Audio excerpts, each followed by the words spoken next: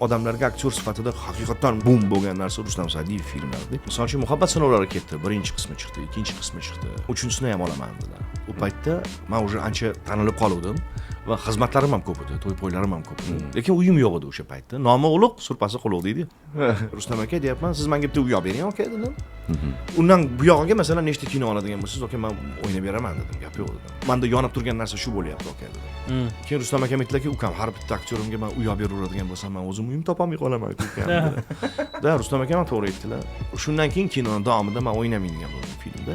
Rustam aka undan keyin yana bitik-tik filmlari, proyektlarini menga aytdilar. Men aytdim, aka men bunaqa gonorar bersangiz chiqaman dedim. Men o'ylaymanki, o'sha paytda sal yoshlik qilib qo'yganman men. Rustam aka o'shanda ham tushuntirganlar, hattoki Leonardo DiCaprio kerak bo'lsa, o'sha James Cameronlarga ham kinolarda oladigan joylarida o'tib beradigan joylari bor. Uni ham как ustozlik hurmat qilib dedilar-da, yosh ekanman deb o'sha paytda tushunmagan ekanman shu narsalarni. Yulduzlik kasali uchun. Albatta.